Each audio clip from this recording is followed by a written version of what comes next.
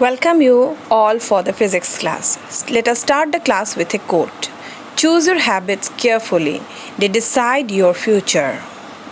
I hope you have understood the deep meaning of this quote. So let's now start the class. The topic for today's class is transformer. Transformer. So, when we say you have heard the word transformer, so basically what does the transformer means? Transformer means a device that can convert low voltage to high voltage or high voltage to low voltage. You might have seen in your locality there are some transformers installed in the locality. So what does those transformers do? The transformer used to convert the higher voltage to lower voltage. You might have seen near your home the voltage that comes from the station are too high, but at home we don't need so much high voltage, we need only 220 volt. So what the transformer do? Transformer used to convert those voltage from high to low and then distribute it to the consumers like us. So we need only 220 volt to operate. So this is a transformer. Now the first thing, if you talk about any device, is the principle. What is the principle of a transformer? It basically works on the principle of electromagnetic induction that already we have studied. Electromagnetic induction. You have studied this induction. Or in short, means if I go more precise, I will say that not electromagnetic induction, I will use the term mutual inductance. I hope you remember mutual inductance or mutual induction. Not inductance, because inductance is the term and so it will be mutual induction. Okay, so this is the principle behind the transformer. So now, when we say transformer, so the second thing that we have to learn about a transformer is the construction. So, how a transformer is constructed? So, what happened? We used to take a metallic box like this. So, the box will be in this way. So, I have drawn like this. Got it? So, here I will draw again I'm trying to draw a 3D. Let's hope you will understand what I have drawn. Okay, so this is okay. It will not come here by the way, it will come in this side. Done? So this part is the open space. There is nothing will be there. So what happened? Do you remember in mutual inductance or electromagnetic induction we have a coil, then another coil is nearby. So what happened if you pass the current in this coil, then induced EMF is generated in the secondary coil, that is the mutual induction. Now in this case also the same thing will happen. How? It is a magnetic body which is highly insulated. So what happened here? Copper wires are wounded like this. Okay, this is my input. So I am writing V input. So this one will be my primary coil.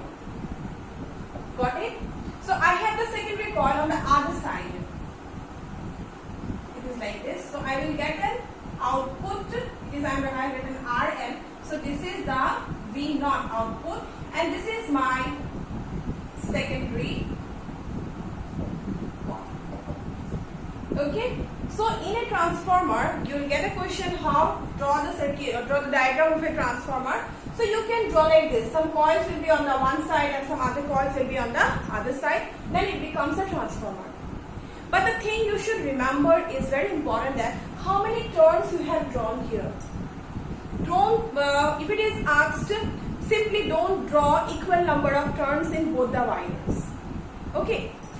Now, talking into the next part, if I change the number of turns in both the cases, so I will get two types of transformer. One is step up transformer. Step up transformer. In the step up transformer, what happens is the number of turns in the secondary is more compared to the number of turns in the primary. Means we will have more number of turns here but less number of turns here.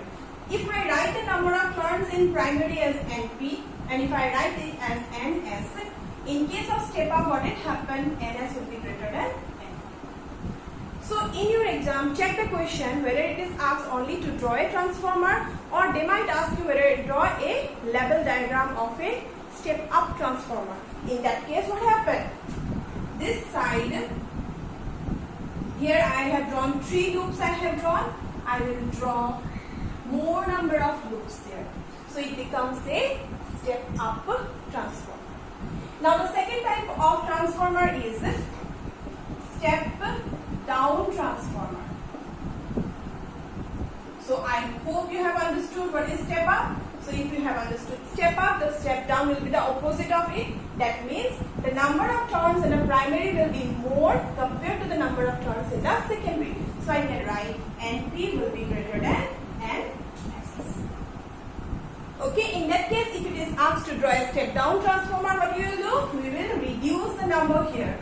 1, 2 I have drawn, 3 I have drawn like this. Okay, then I have to increase it here. 1, 2, 3, 4, 5, like that I have increased. So the number of turns have increased here. So there are 2 types of transformers, step up, step down. How the transformer is constructed? We are mounting some copper wires. And this, if you check in the book, you will find that this is laminated sheets are there. These are sheets. Means it is not only one. Suppose I have a, you have seen that some boxes are there. But if I talk about small papers are there, we are joining them together. So those, it is made up of like that. It is not a single one that cut from a wood or like that is little bit bigger, or from a metal body it is cut into a piece. No, it will be small sheets and each sheet is laminated, then joined together and we go to get this material. Then above it we are using the copper wires to out, both on the left hand side and on the right hand side. Means primary and secondary coil are made both of copper. We will study in detail in later, means next topic, that if I am using copper wire, then there will be heat loss. I think you have studied in class 10. So if there is heat loss, how can we overcome it? So that is my question for the next class. So next, after construction, the main part is the theory part or the working part. Done? So now let's go to it. So we have a primary coil like this. We have a secondary coil like this.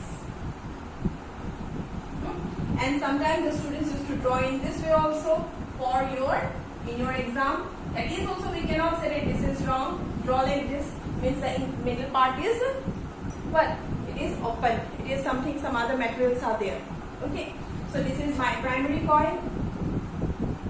This is my secondary coil. Got it? Now, suppose I say that NP is the number of turns in the primary and NS is the number of turns in the secondary. Now what happens when we allow current to flow in the primary coil? What will happen? Magnetic field will be produced as well as flux will be linked up with the secondary coil. What did I say? I said that when we allow the current to flow through the primary, magnetic flux will be produced and that flux will be linked up with the secondary. Because of that magnetic flux, what I will get? I will get a current in the secondary. Means, can I say that an EMF is induced in the secondary coil? Yes, I can say. What? I can say that there will be an induced EMF in the secondary coil. Okay? Why? Because of the current in the primary. This is because of which law? Faraday's law we have studied. So from there, if I say that EMF induced E in the secondary coil is ES, then we wrote the equation is equals to d phi by dt. I think you remember? Yes, we remember that one. Done. So I can write this as d phi by dt. What is phi here? Phi is the flux linked with the secondary. Got it? Now, if the number of turns is different, so we have to write here ns. So this is my equation 1. Some of you will ask me, ma'am, there is a minus sign. Yes, minus sign is here. If you are talking about the magnitude, I am writing the magnitude here. Got it? Similarly, if I am writing this, also, if we don't consider the secondary coil, here also some induced EMF will be generated because of the change in magnetic flux. So if that one I write EP, then it will be equals to NP d phi by dt. Now tell me, is this flux and is this flux, rate of change of flux, different or same? It will be same. It will not be different, because whatever the flux will produce here, that will link up with the secondary coil. There may be, you may say that, ma'am, there will be flux loss or something. Yes, there will be loss, but we will make the transformer in such a way that there will be no loss of flux. We will study, again I say, next topic, loss, energy loss in, or we can say loss in transformer. What are the things we have to take into consideration? So this is my equation 2. Now divide this equation, I will get ES divided by EP is equals to NS divided by NP. When I manufacture a transformer, or when the transformer is made, already made, then what happens? The number of turns in primary and secondary are fixed. I cannot change afterwards. Yes, once it is made, I cannot change. Before manufacturing, I can change the value. So what happens when I am writing NS by NP? This term is a constant term, and this term is represented by K, which is known as the transformation ratio. What is this? This is known as the transformation ratio. So I hope you got it. What is ES, EP, ES by EP? All these things are known to you. So I got the relation here. Now tell me, if I say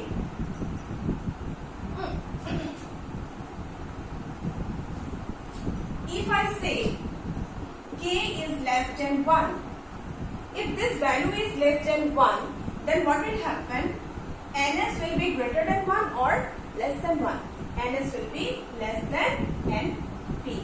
So it is what type of transformer? It is a step down transformer. So you should remember, if the value of K is less than 1, it is a step down transformer. But if K is greater than 1, then NS will be greater than NP, which is a step up transformer. Hope it is clear to all of you whatever I discussed. We discussed the principle. Now, if it is an ideal transformer, last part of the topic, if it is an ideal transformer, ideal means what? Ideal means there will be no loss of heat.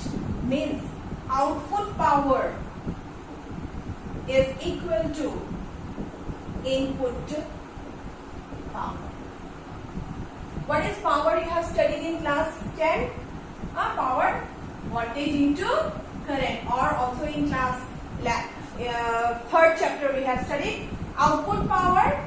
Output power is ES or no? Means voltage into current I have to write. So current is suppose IS. Input power means EP. What is current? Current is IP. So I can write from here ES by EP is equals to IP by IS, which is equals to NS by NP. So we got this relation for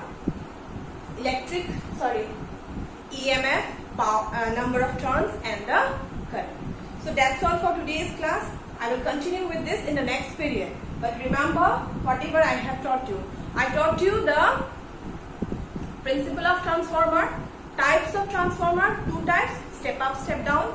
Then we have learned about the diagram also, construction, how it is constructed. Then the theory part, where we got the concept of transformation ratio, which is nothing but it is NS by NP. Students get confused. They sometimes used to write NP by NS equals to K. Wrong. It is NS by NP is equals to K. Then after that, if it is an ideal transformer, what is the condition? The condition is that, what is the condition? The condition is that the output power must be equal to the input power. Okay then, that's all for today's class. Thank you.